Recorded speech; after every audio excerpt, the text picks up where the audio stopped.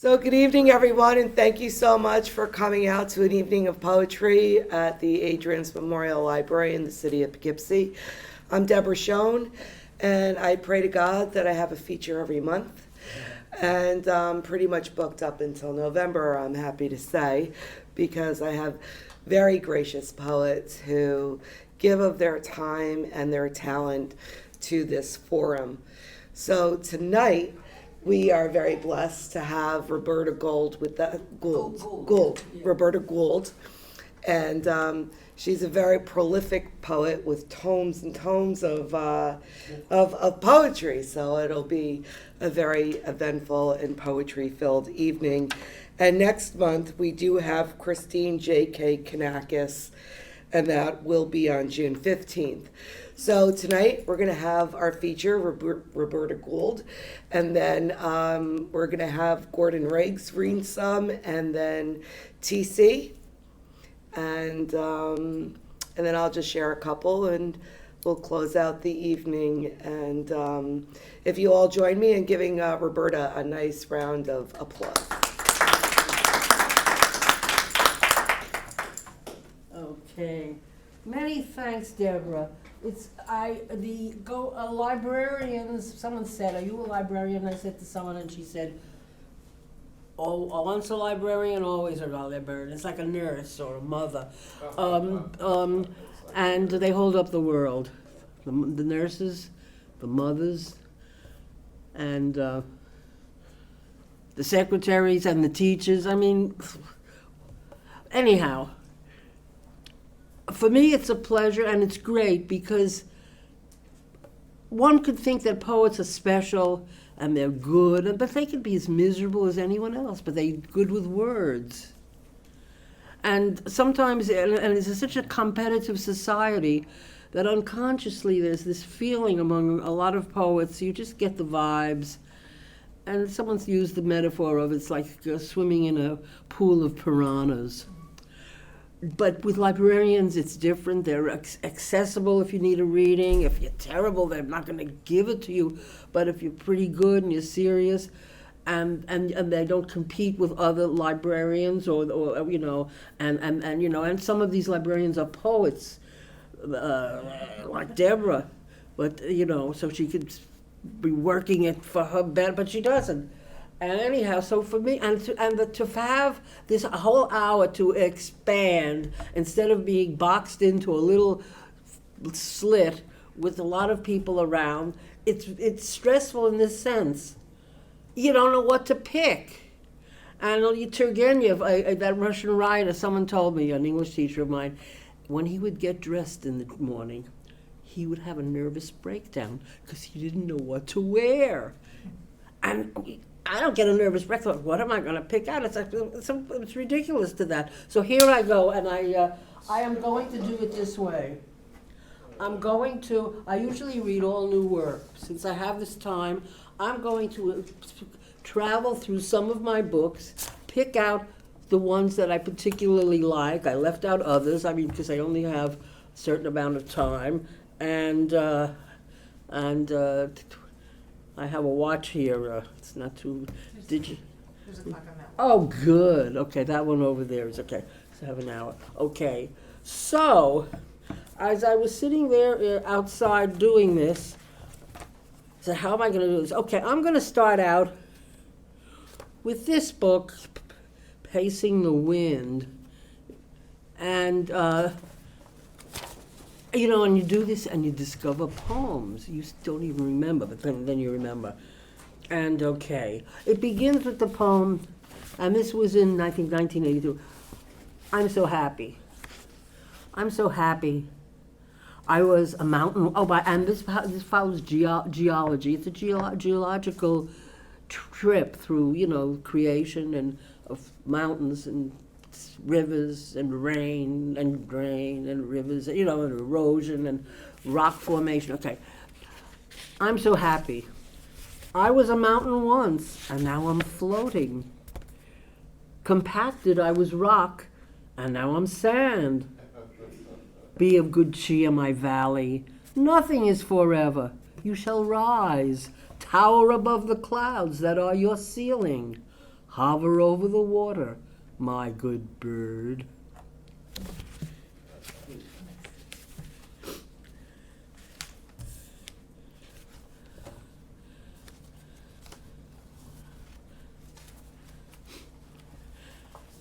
This is a poem that is a visual description. Around this time of my life, or of my writing, I looked at pictures a lot and took off, and I have a number of poems from there. I don't do that now, and I think it's a wonderful thing. I'm not trying to make it represent the picture, but I take off. And well, this one is trying to put what is there, so it's not a take-off imagination one. Hell Scrolls, Japanese 11th century scroll. At the root of fire's tree, the condemned squirm, grimace, scream, the drunkards and all who watered the wine, and those who made the unwilling drink. Interesting, huh? That's where you go to hell. A woman and a monk fall into the flames in painful convulsions. Others bare their teeth in cries that are lost in the mad red branches. A gnarled monster pursues a man in terror forever, and though another tries to push back the heat, it is futile to fight. Water, water, drowning's their dream. I don't remember where I saw that scroll. This is a poem about people. Ludmila Podroskova. She was an astronomer somewhere in Eastern Europe, and a man was trying to make her be known because this poor woman died, and he feels that she didn't get her credit for what she did. He's like almost in love with this woman, and he wants social justice, that this dead astronomer should get justice. Ludmila Podroskova has her champion. He rises in the West, Western Europe, as she fades, like the comets she found and reported. She will not return in the body as they, periodic in elliptical orbits. Her discoverer sings her praise in July's Sky and Telescope magazine. A photograph illustrates the article. She is wearing white sandals and a slit-plaid skirt, face obscured by her telescope. The biographical piece is a passionate call that she be rightly recognized, go down in history. Her reporter wants justice, though the sky is infinite, though the stars never end. He misses her. This is another visual. It's called Colors. This is sort of imagination. Colors. It might have been pastel rain on an April afternoon, blessing the sky of my eyes, or at least all petals at once blown past my bedpost. It was not, nor could be, this June debut, this almost start of summer. Simply put, it was a mound of shredded cabbage and carrots, a god disguised as a vegetable mountain. I sing, unable to blame the happy colors, unable to name the happy colors better than this.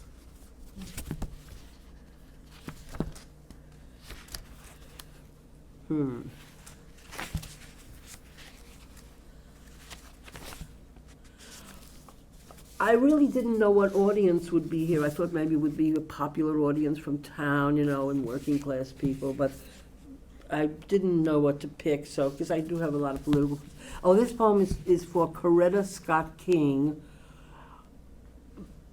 because she died a day before the State of the Union message in 2006, when George W. Bush was going to be inaugurated. So she died a day before seeing him become president, and I say, you had the grace to die a day early, leaving the demons full court, though you watch and denude them, bare in their puerile concoctions that kill. You are gone from our plank of history, but we who are pierced by your vision continue, glad that you suffer no more, glad that you suffer no longer the hell that they've made.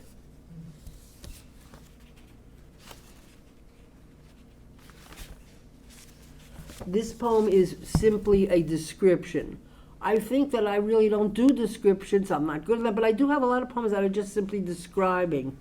When I started writing, it was 18 years of doing stuff before I had even a little book, and I was piddling around, putting words together. I don't know what I was saying that didn't make sense, but I didn't think of myself as one who does description. But I see I have them. And it's good practice, Library. The sun filtered, I think it was a photograph of the 42nd Street Library, some other big library like that. The sun filtered through bars, pours down in long fingers, overwhelming the light of the gooseneck lamp at the desk where she sits like an organist, numbers, names, poems breaking forth in that hall, dim yesterday, now a dazzle. Oh, another description to end from this book. From the kitchen window, another simply descriptive thing. Behind the screen and the red iron kettle, six cubes of zinnias on a table. Though the veil, through the veil, drizzle and steam, tiered yellow flowers brilliantly sit, capped by circle of stars, bright stamen crowns. That didn't work, okay. And then the book ends with this poem, Verification. Now I forgot about this.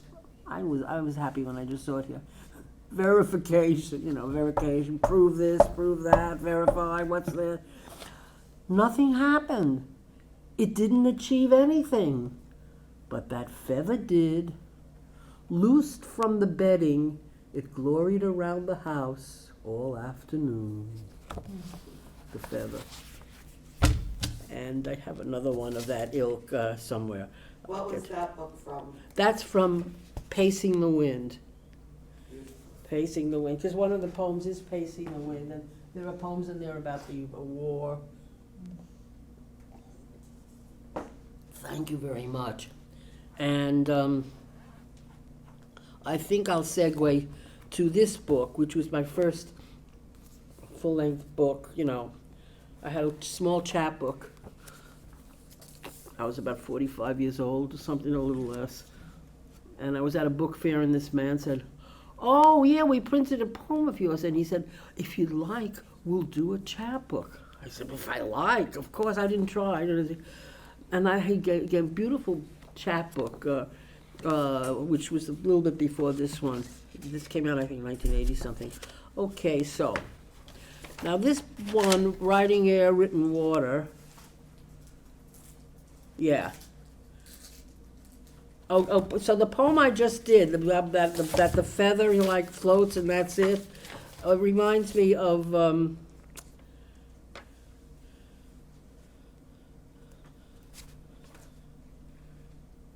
well, no, okay, no, my notes are wrong. Okay, no problem.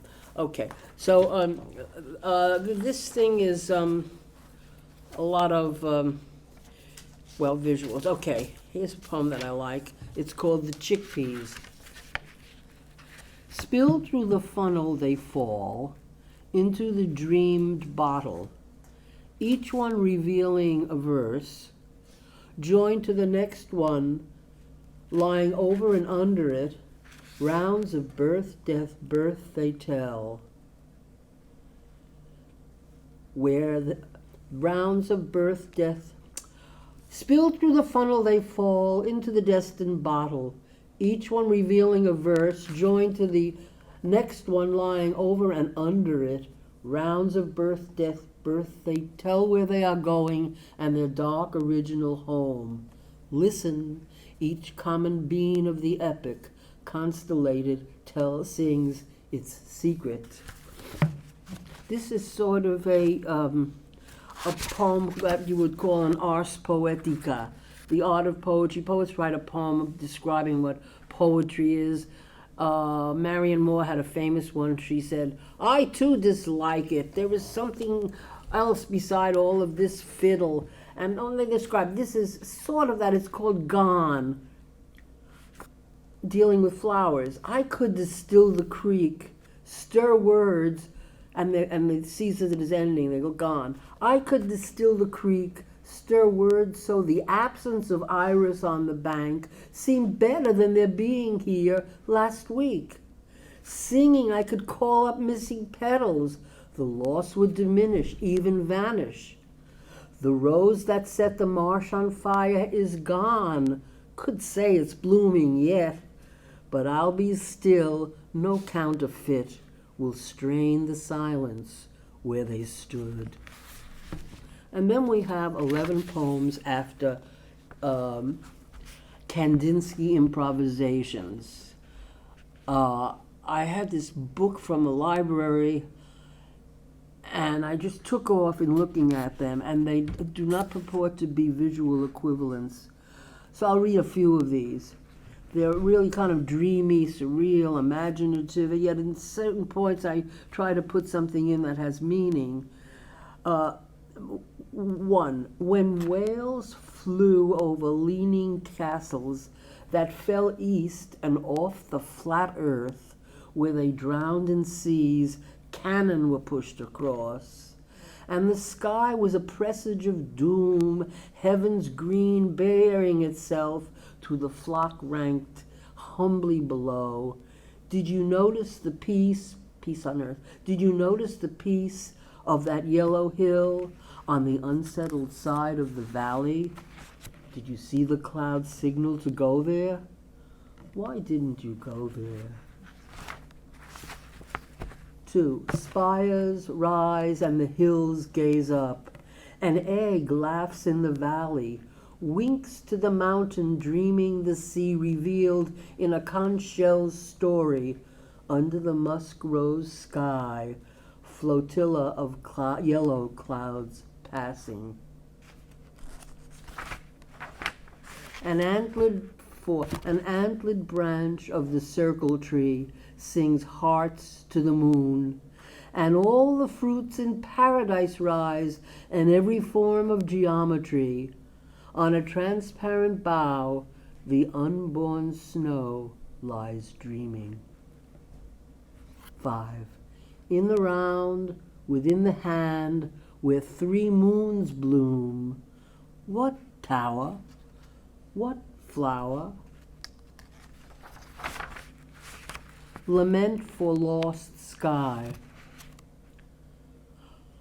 A room full of eyes, flocks of gyrating ducks, brilliant elephants whose legs can see, and ships that are alive. The tongue has not started to click its way into speech, and heaven still lies behind the eyes. Then we are told to walk on our elbows. They set their example, we strain, and the inner world dims, and the spoon-tapped glass no longer rings.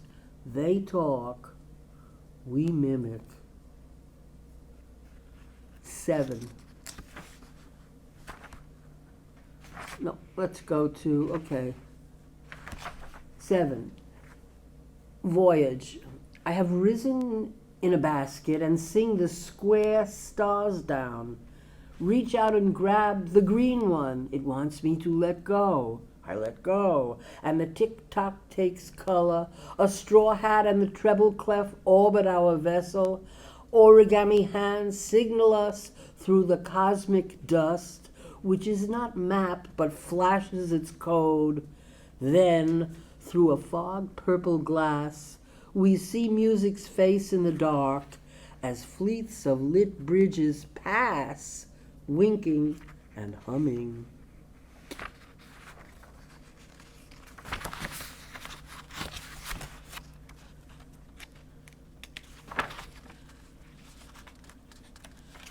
Okay. 9. A wedge of golden melon in a spiraling garden of raspberries. Indigo strings announcing the harp's new year. The sun rising huge, lines of migrating birds abandoning winter, unwilling to smash on the castle's red ramparts once more. And then we end with the 2 here, 2 of them, 10. The tulip has left its stem, flown up to the Burgundy River, where a parakeet's dream tips its wing, and blue rocks orbit their hill. But killers scowl through the hedges, and a dead branch resembles a gun. The pink rain doesn't cure me. I've been poisoned. It lingers in my blood. Yet I go on. Sun shards pierce the clouds, and fireworks explode under the New Year's funnel, bringing smiles to my face. I'm going to study egg yolks. I'm going to swim through the wall, where the headstone winks, aware that no soul has ever been buried beneath it. My eyes, which are your mirrors, shadow-faced, gloved torturers, won't go blind up there where the mist goes, and red is the glory of your extinction.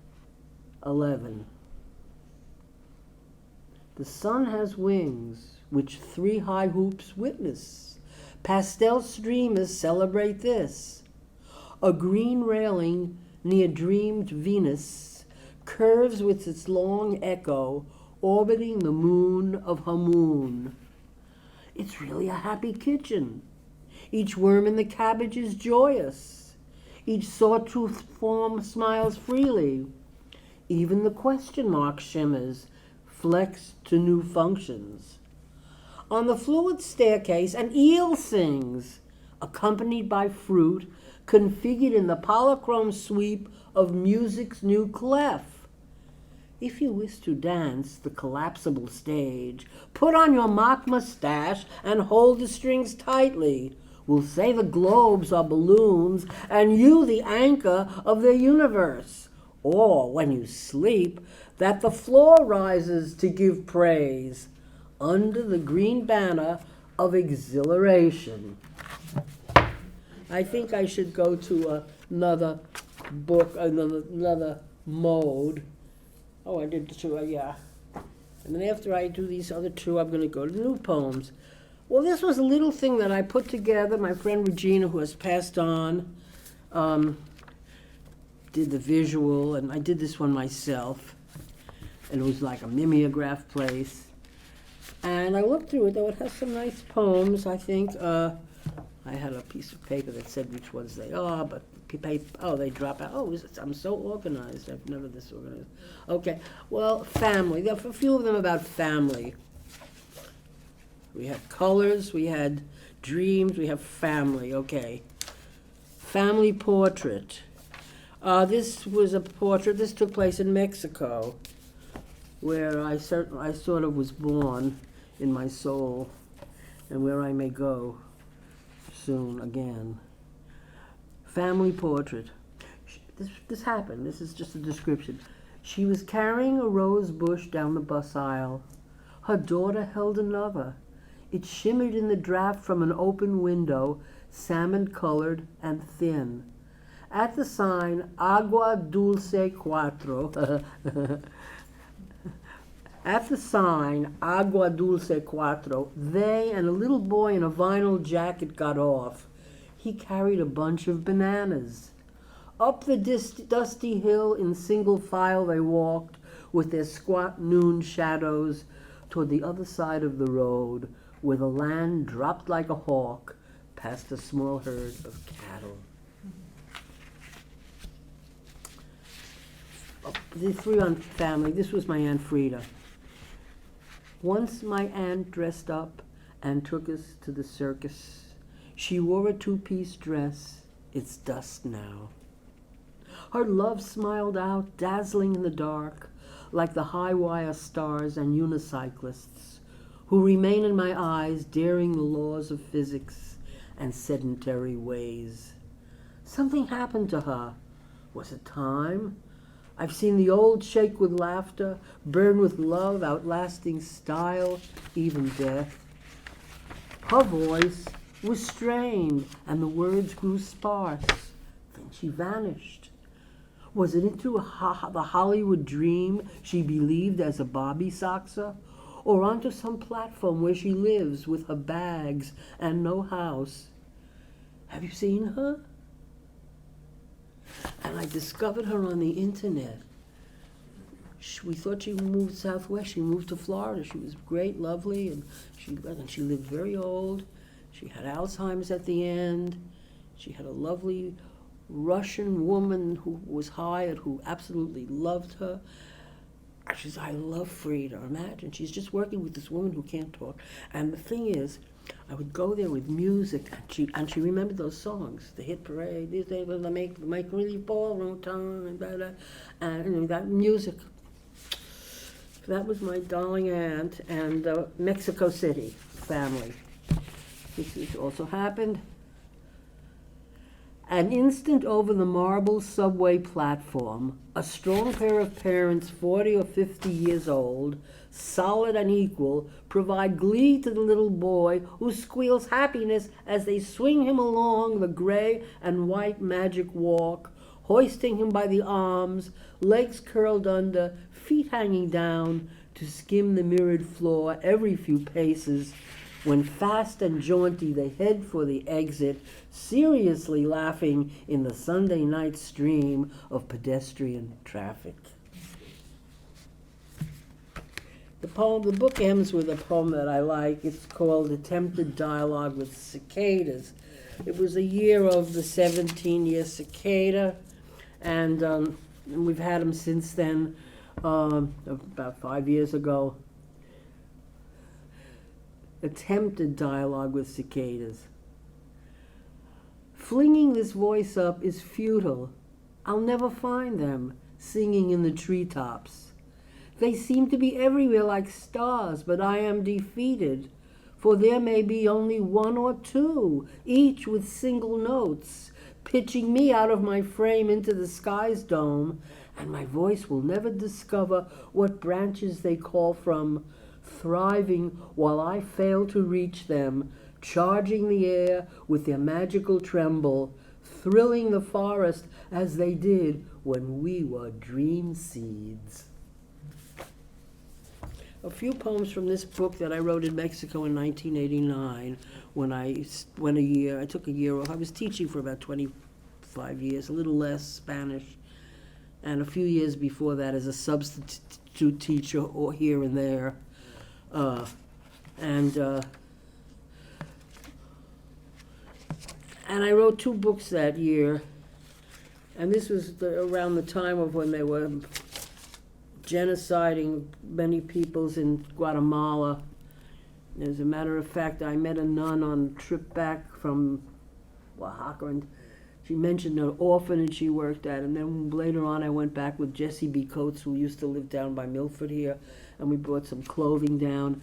And then another time I met Archbishop Samuel Ruiz, may he rest in peace, who helped these Guatemalans escape over the river into Mexico clandestinely, and he helped them, and then he told me where I could take the clothing and what I could do to help, and then I brought him to a place, and there was and then there was the medicine to some nuns, and there was nuns, and then they had this big poster on the door to them wherever they lived, and it said, we want priests like him. And they had a picture of Archbishop Romero, who was murdered saying mass. I think he was maybe was he lifting the host, and then they murdered him. He was murdered in church, because a lot of the church people were for helping the people. Not all, there was the traditional ones but a lot of priests and the nuns were murdered in El Salvador, because they were helping, So anyhow, that was somewhere, Ruiz. So and that was about the time I was there, but I was in Mexico, and I went to Guatemala a little bit. And here's something about Mexico. It's called Good American. I am what I own, what I eat, what I have in my hand. Dreamed the good American, the generous one in complete belief. Spending the first breath of morning searching the drawers for objects lost or stolen, putting possessions in order, the daily game. It was pure abstraction, that presence of excess. Each bagful could clothe a family of 5, but didn't, and lay in its special furniture, unused, an idea. Stepping over. I didn't remember these poems as I did it. That's a value of having readings. You go over your work, you revise it, you discover it, you correct it, you write new ones. It's very, very helpful to do that. And I really appreciate being here again, as I say. And great. Stepping over. I stepped over the line on the green map of my indoctrination. And there she walked, with an infant in her shawl. And there he helped his little boy to urinate near a bus stop. Oh, light on your body, land I love, dear cactus that feeds me. Oh, sojourn in corn, children, my eyes, my eyes. Corn, the land. It's a famous novel called Men of Corn by a Guatemala who got the Nobel Prize, Miguel Ángel Asturias. He's a very good novelist, of a social content, but a wonderful novelist. On page 24, I have this poem, Chinique de las Flores. That's the name of the place where one of these horrible things happened. And, particular places were worse. They just killed everyone, Chinique de las Flores. See, I'm down there, so I'm saying, I left my language behind, because I wasn't speaking English. I left my language behind. The devil had caught it, and the walls held what he would vomit up. God, freedom, the good words, stuck to my country's plastic windows, their TVs receiving hell's caverns beamed home. For the last time I named it, then went voiceless. Pigs, ducks, and dogs I heard, and the soft Quiche language I can't map the hours with, words that reached me as I communed with the dead. And I have, good, we're about halfway through. And then I made a poem. I had a companion book, but different. It was written in Spanish. And the poem, this poem is the same, but it's in Spanish. It says, the poem just says Guatemala, and then it says often, often, often, often, often, often, often, often, often, often, often. The whole book says often. There were 200,000 orphans. Yeah. The Quiche language was, one of the Mayan languages, which I think there are 23 Mayan languages. Right now, the president of Mexico, who's really, really wonderful, he has gotten the idea, and they're in the process of making a railroad across the Yucatan where tourists go to bring tourism there. And they show every morning on TV his speech, and this thing is elevated. It's like a long viaduct of almost of 180 miles or something, because they don't want to put the road where the animals might cross, and they're working ecologically. And this whole thing is going to be the biggest como wildlife preserve in the North America, South America, except for the Amazon. It is going to be huge, and yeah. So there is, however, one poem that I want to read in Not by Blood Alone. It has nothing to do with the situation. It's called Hoax. And it's a poem with rhyme. Reward and punishment, or to lose and to find. a way to keep busy and not lose your mind. Unable to float as froth or a speck of weed on the sea, not being the world's maker you'd like to be. Fret, fret, you would fill up the void as if you were filling a box. Your efforts are futile indeed.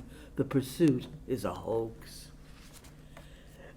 Before I go to the next thing, would you like to ask me any questions or say anything or make any comments or something? You know? Any question? Yeah, tell me, John. Green banner, say anything on the banner? Oh, I imagined it. Green banner of exhilaration.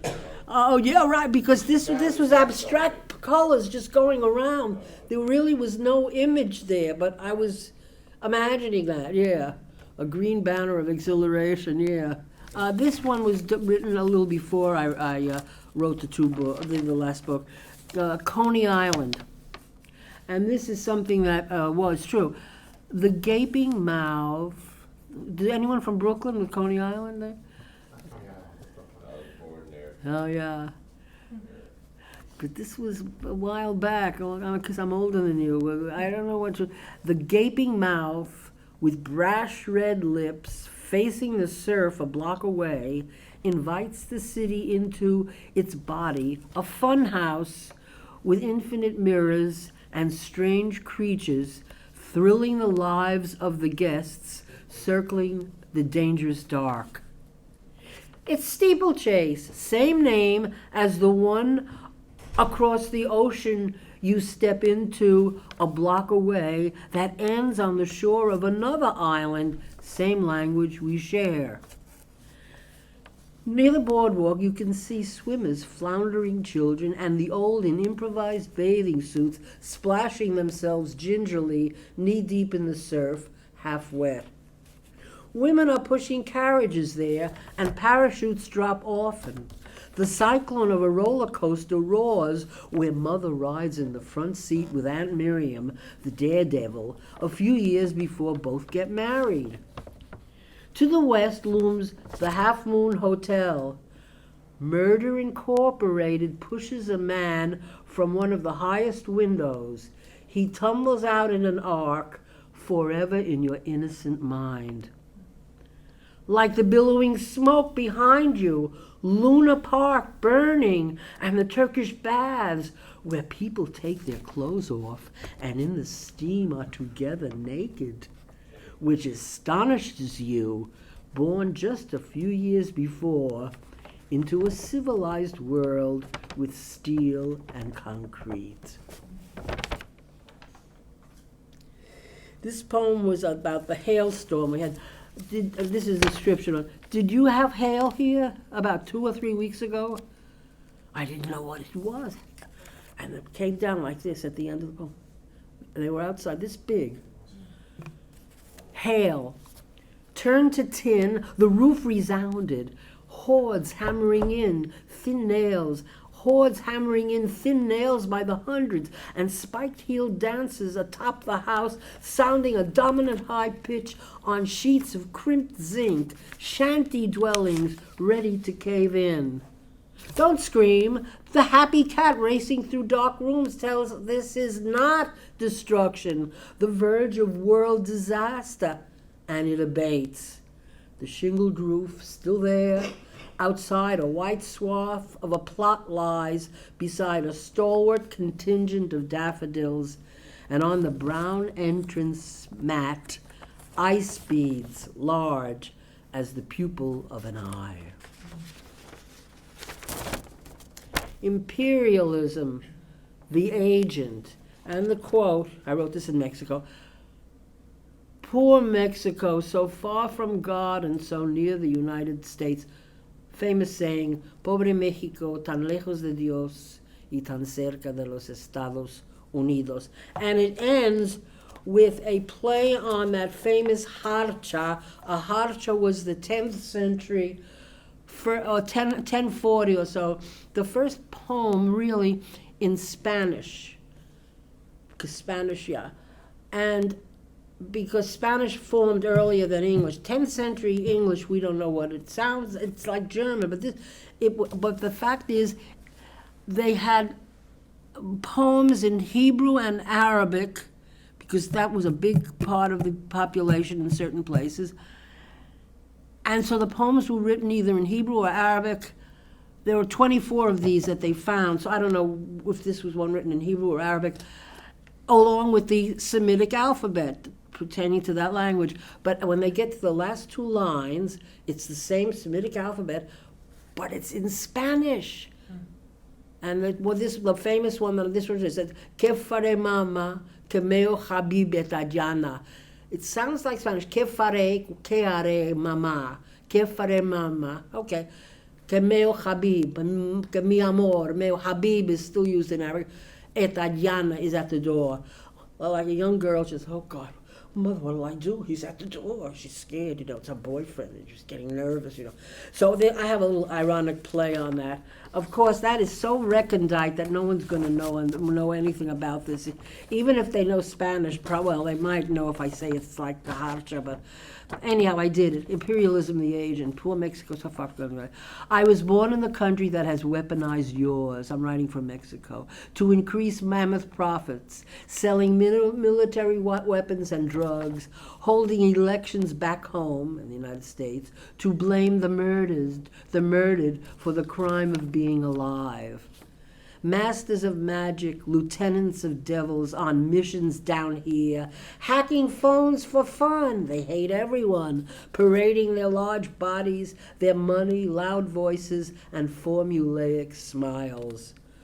What can I do, Mama? My enemy's at the door." This is the last poem I wrote, and then I'm going to read from the book. A self-portrait. I aid the good and the not so good. What's needed I perceive or guess. Sometimes I miss or belittle, unaware. Sometimes I imagine what's not there. So let me be with you, whoever, not a mirror, but a receiver and giver. Do me right, and my love will increase. Do me wrong, and I'll try to forget. If your ill does me wrong with malice, I'm not God, I know and confess. I won't curse, but neither will I bless. I'm not God, I know and confess. I won't curse you, neither will I bless. Would you say that's a religious poem, sort of? It's a beautiful poem. Thank you. Yeah, thank you so much. It turned out to be rhyme.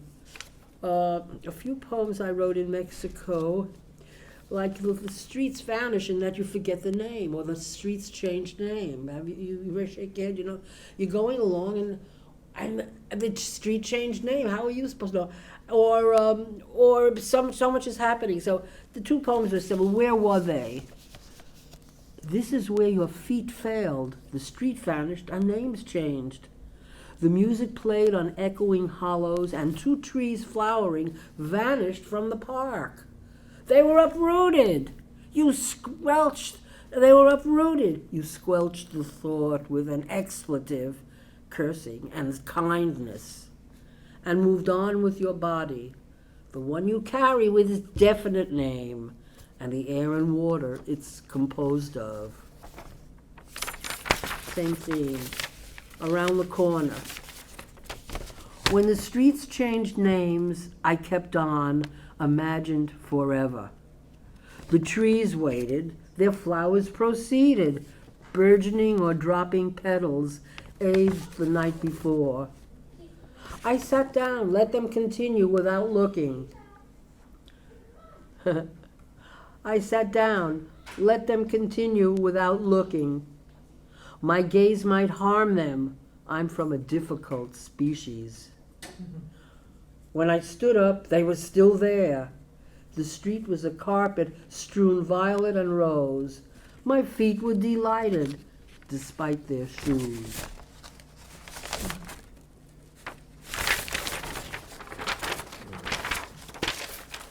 And from this book, okay. I want to fly. Oh, the preface is a nice word from the preface. Nothing is lost. Shuffle it. And when you reach in, it's creation again. You don't need much, just a little wonder. The cup in your hand draws its own water, and will till the seas run dry, and the rain fails to become a river. You at the end of an epoch, a spark in celestial combustion, more than you bargained for, here where you happen to be born. I want to fly. I want to fly through the walls with the spirits haunting this house. I want to turn myself inside out like a coat and show you the weave of my heart. That's a problem. May I be forgiven that I temper your guess, put too much on your plate lest you starve, and I be condemned for not giving. Dogs take the stand and howl for me. I dribble the ball in wonder in a very close game. Unheard. The unheard sentence, half-said phrase, fades on tufts of air. Not frozen on the screen, that probe, incursions into emptiness, but gone to blossom with the dead. Children caught in yearly wars, the victims of our auto wrecks, those fallen down a flight of stairs. Here's a light, well, it's light, but it's not light. Bubbles. Bubbles. They are rushing to the top of the glass, those eager bubbles. A monster swallows them whole. Bursting not seen, gas their new substance. What crosses membranes gives a little ping to life. Before the belch, before the thirst begins again.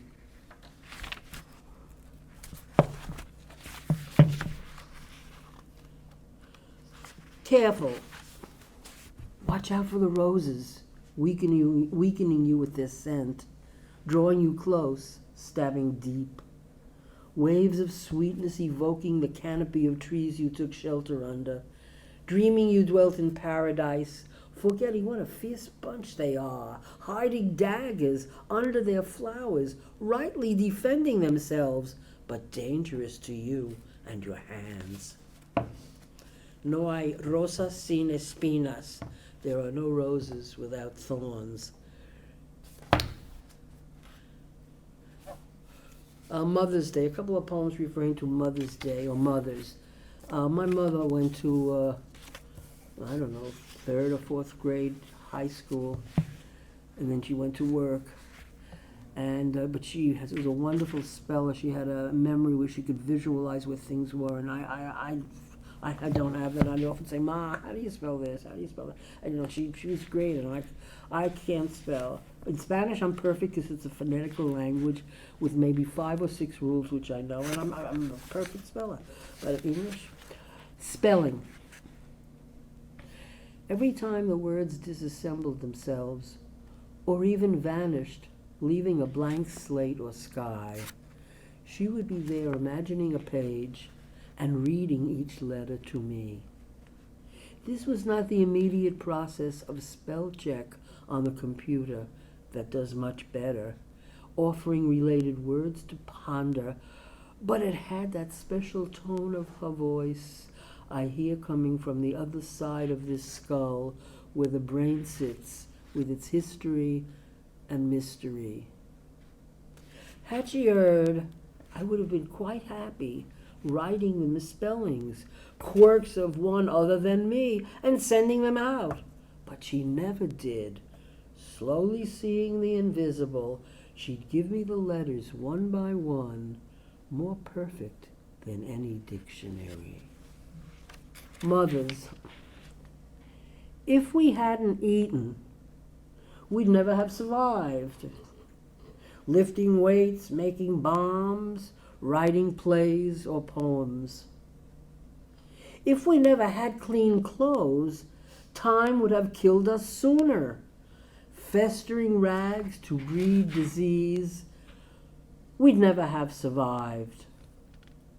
Like the many children bitten by mosquitoes, lacking nets in tropic huts, malaria permitted. Mother dear, your body won't protect us from starvation, or little microbes seeking hosts beyond your human powers. Aside from that, remember, your efforts saved the world. Without your food and soap, we'd never have endured. But the fathers often bring home the food, so that would be another poem. And from this here book, which came a couple of years before it, I'll get that later.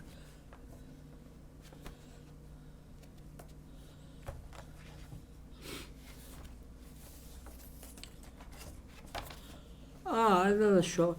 Balloon Buddha. I had this dream about, it was a Buddha, but in the form of a balloon. It was a trip. The balloon Buddha sitting on the rug didn't burst, but slowly diminished to the floor, then nothing, freeing the air of its form. There we were, both of us, verifying its presence, one receiving it as a sign, the other shrugging it off as a dream.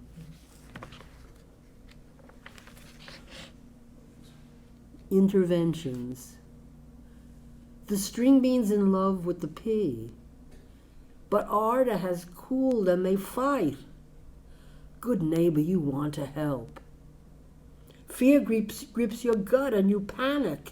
Is the tiny bride safe? Should you call the police? No, there's a gardener at the gate. You heave a sigh of relief. Dawn. Now I will sing praise for my left hand and all the flowers that might have been, bodies rotting in fields of rut and children dead in their cribs. I won't compose commissioned cheer, hors d'oeuvres never deceived me, with stipends to reach heights where some mortals go, and a helicopter to prove it. Background. I used to get up at the crack of dawn and do a tap dance.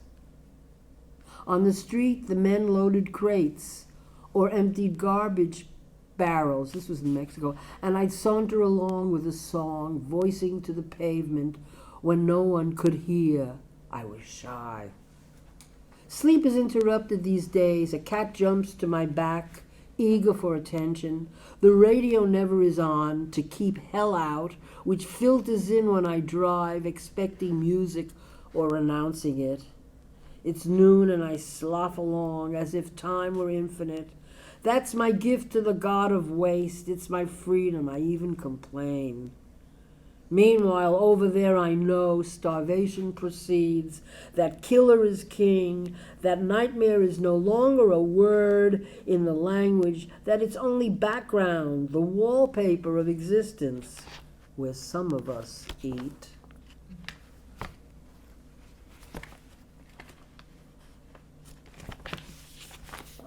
Like poem, thieves, and oral nightmare. Also sort of a dream poem. Why did you steal my teeth when I only wanted to hear the music? If my mind wandered, did you have to do your trick, make vanish what I'd lived with all my life? They were performing a Brahms sonata, one bowing on spiked heels in a sleek red dress. The other one, pudgy, was ultimate heart at the 9-foot grand where she sat. Was it then, with your sleight of hand, you snatched my mouth's furniture? And how I wound up on the train after that, I don't know. It was rush hour, the compartments filled, and I was trapped and forgotten in a corner, unable to chew and hungry, soft and unable to fight. They say be grateful that you still have your eyes. Thank God and your stars and try to behave. Complain is not needed. It's wartime. Keep your mouth shut without teeth. You're not very pretty. Wordcraft. Wordcraft, page 29 in the previous book. And just one little poem before that. It's called The Box. I was going for the box. So much in it. No, you're going for the box. Someone is going for the box. So much in it. Don't get distracted on your way if the steps trip you and irrelevance prevails, so that you're turned and tumble to the ground like those before you, blind, drunk, busy with thought, or simply moving without light. It's a tricky business, so you'd better know what you're after, circling for the 49th time in the day, climbing for the 42nd time in the day, and once there, forgetting what had called you. It doesn't matter if everything's good and there's nothing to want, and getting lost is no more than to be in a new place, or that the voice from a room at the top is someone you loved who is dead, and despite all, you resist temptation and do not go in. You've turned, and another world awaits at the end of the floor. The box. You pick it up, shake your head, turn around, and put it down. Remember Pandora, and do not open it. Pandora's box. Anyhow, end with this one, wordcraft. All right. This is another kind of ars poetica it's about poetry itself, you know. I don't know.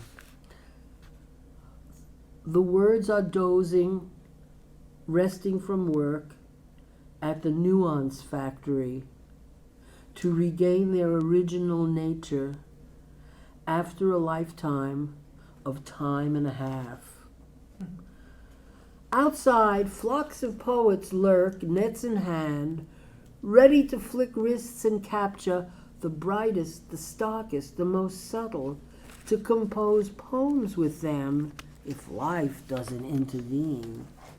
If it does, there are always butterflies and flotillas of clouds drifting by. Thank you so much. I decided to let my freak flag fly fluttering with the winds of the world, stars and stripes, bare-boned and flaring. Daring something weird and unique, smell the fireworks smoke and flash, brilliant red, orange, golden yellow, phoenix burn to smolder, ebony ash, then like the sunrise to aspire, silk, worm, envelope forward, green, purple, blue, violet, bittersweet, honey, lemon, tart and smart, not to trick or treat the mold of operation and mode of operation. There's life to be fathomed. We know the patterns, gilded and glided, and weave like hawks aspiring the mountain valleys in search of more identity. Maybe so far for now, which quest to test, ever forward, ever inspirational. Hear ye, subjects of discussion, wanderers of the mind. It's like the sticks and stones may break the bones, but words will never hurt me. Into the fear and follow me, loyal lemmings. I don't need to know your name. Just adjust your focus and follow. Like the American amnesia, look at my hand and watch it disappear, and pay no attention to the man behind the mirror, for the mighty Commissioner Gordon has spoken. Thank you.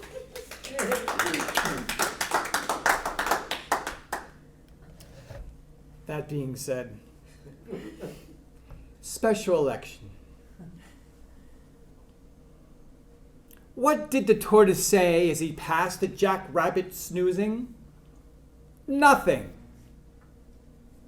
I believe slow and steady wins the race. The race. Reason, accountability, commitment, effort. Well, the wise age reptile of yore needed its commercial pitch for the sponsors at the school visitation on the book tour. So now is the time to butter hands and make crocodile smiles for the local politicians, making the rounds to celebrate the underdog. No offense to canines. But the yippee, hippie, contemporary CrossFit rabbit community was in an uproar. Had to distance themselves from the Jack B. Flamboyant, Jack the B. Little, Jack the Quick, and Jack Rip Van Winkle, and lost his sponsorship. It's all about the brand and connections. It's not about the what you know, but who you know. Mother's Day and to the Father.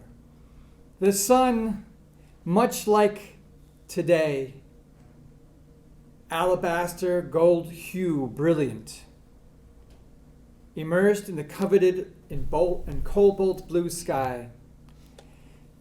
The shade curtained translucent ivory green. The shadow reflected the ballet swan song dance. As they rippled, I spoke, you listened. You spoke, I heard. Wisps of children's laughter, muffled by distant mowing.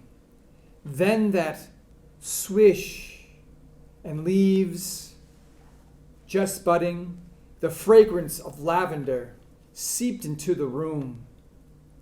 Dialogue ceased, and communion of mind and thought from father to son and son to father, without words spoken.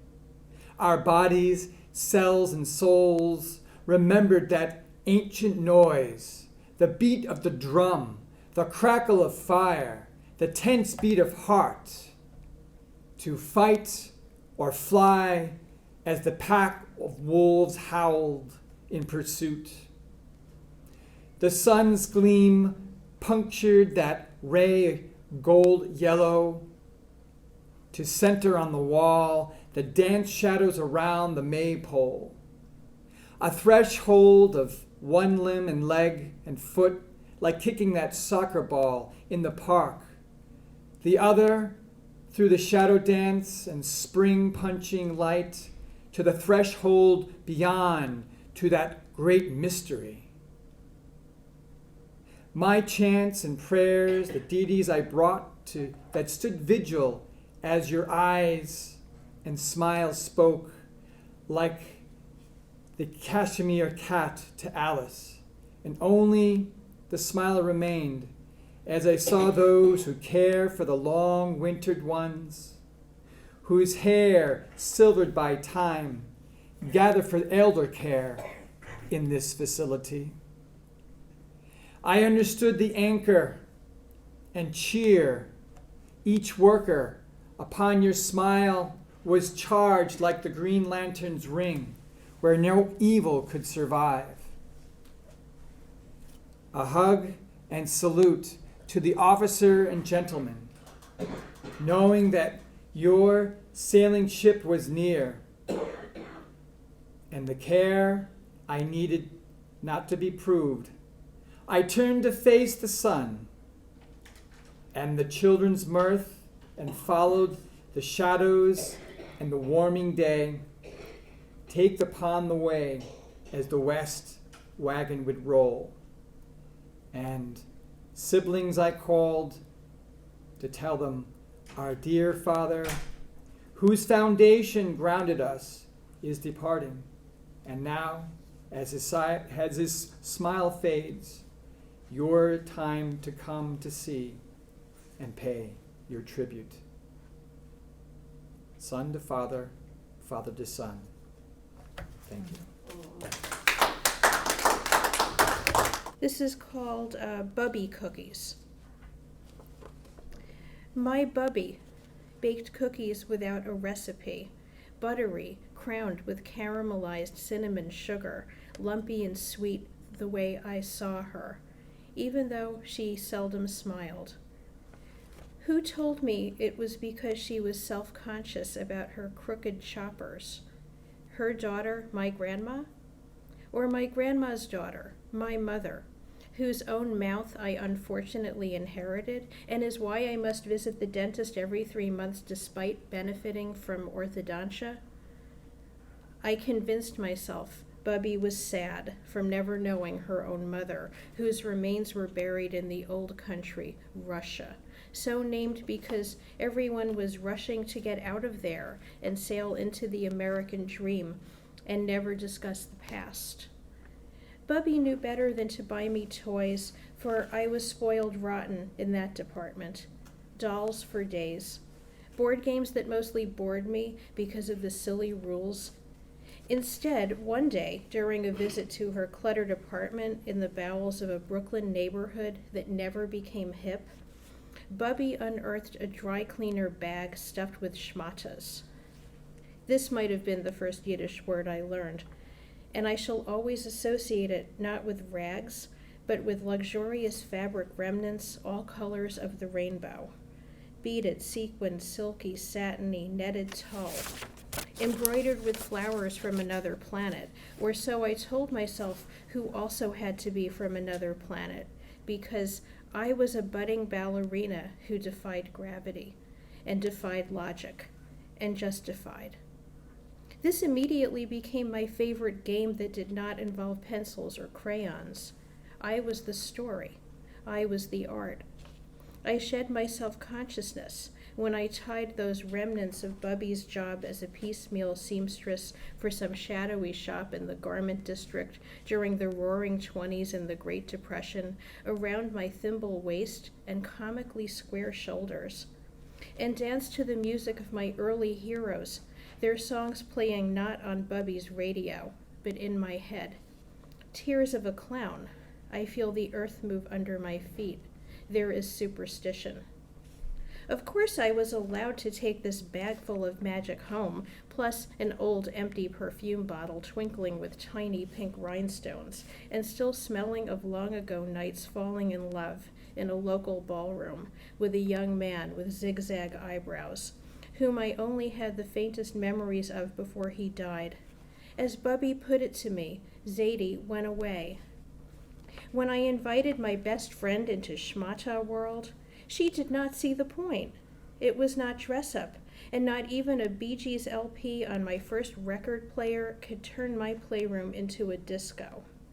Strange how these days when I bake, I measure to 1/8 of a teaspoon. Okay. How much time? Thank you. Okay. Do I have time for more or no? Do we have to wrap up? Sure, is it short? Yeah, We have like I've 2 got, minutes.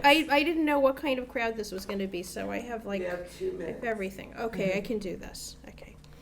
This one is called Cedar House. I want to live inside this cedar house, surrounded by tall trees gleaming gold, and peacefully grow old, and spontaneously be bold. I want to get lost in these woods and use my internal compass to find my way back again, to once again smell the fragrant, almost cinnamon-like walls, before I get too used to it. It's dangerous to get too used to such things, but it's just as dangerous to fear they'll be taken away. Existence is uncertain enough. It's best to breathe in deeply as the cedar-swirled walls keep you, who is me and us all, contained from the cold. Okay. Thank you.